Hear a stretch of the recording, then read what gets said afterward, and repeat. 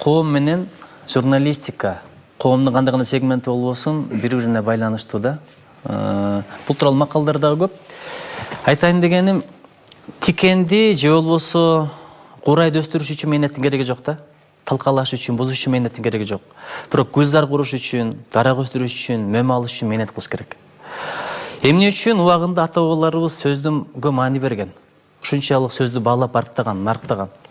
Эмне себептен дегенде, Токтогул атабыз, Калыгул атабыз, Арстанбек атабыз, Жеңижок атабыз, Барпа атабыз үйүндө жаткан эмес. Алар элди кыдырган. Элди кыдырып көңүлүн гана ачкан эмес, алар тарбиялаган экен. Себеби саптарын карасаңыз, кандай сонун саптар. Бычак берсең кындап бер, кындап берсең чындап бер. Берекесиз байлардан пейил менен кун кетир, жумуш кылсаң муда акыл, иштей көр билдекер. Кыргыз эли сөз баккан эл болгон, куйма кулак эл болгон. Ушулардын баардыгын угуп, бири-бирин айтып отуруп эле тарбияланган экен да. Анан азыр ушул миссияны биз унутуп калдык. Эмне үчүн эл саясатташып кетти? Жөн болбойт мындай процесс. Анткени саясатчылар азыр ар бир ишти каккылап атат.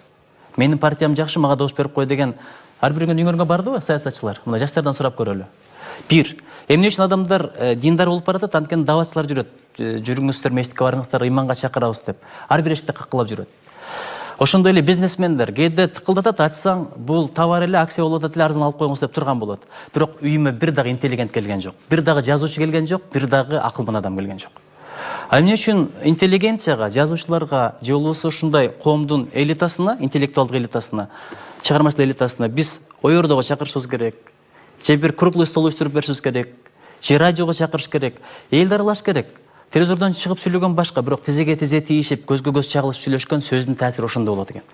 Ошон үчүн керек болсо Советтик Союз учурунда дагы абдан сөзгө маани берчүбүз. Райондордун борборлорунда китеп дүкөндөр бар болчу. Атам мага ар бир айлыгы тийгенде китап алып келип берчү болчу. Азыр ачып көрүңүзчү райондун борборунда китеп дүкөн. Банкрот болот. Ал мезгилде болсо тим эле адамдар толуп турчу. Эмне себептен дегенде, ошол мезгилде Жазушылар союзунун алдында пропаганда, адабият пропаганда бөлүмү деген болгон. Акын жаштардын бардыгын график түзүп алып туруп элди аралатчу. Биз ошол ишти баштадык. Өткөн жылы Маркабай Аматов, драматург Эгембер Дерматовду алып барып келдик региондорго, Надырбек Алымбековду. Эл окубай калды, кызыкпай калды деген сөз бекер экен. Жанагы жылдыздардын концерти болот го, ошого окшогон аншлаг болду. Анан ушулар айткандан кийин, сүйлөгөндөн кийин адабиятка, поэзияга болгон кызыгуу өсө кеткен да. Ошон үчүн азыр элди кыдырыш керек. Азыр жылдыз да айланат, кан да айланат, клеткалар да айланат. Жазуучулар дагы дал ошондой айланыш керек. Мисалы айтабыз, даватчылар мектепке чакырып жүрөт деп сындагандар бар, Ким кой деди, бизди чыгып алып туруп, могул жерде сен көрбөгөн, өмүрүндө укпаган жаныңда китепкана бар экен, ошол жерге барып китеп оку деп айткандар барбы?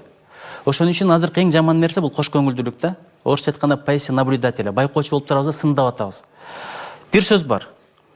Мен душманымдан коркпойм дейт, ашып барса атып кетет дейт. Мен досумдан коркпойм, ашып барса сатып кетет дейт. Кош көңүлдүүлүктөн корком, анткени кош көңүлдүүлүк бар үчүн аткандар бар, саткандар бар. Ошон үчүн интеллигенция уктабай элди аралаш керек азыр.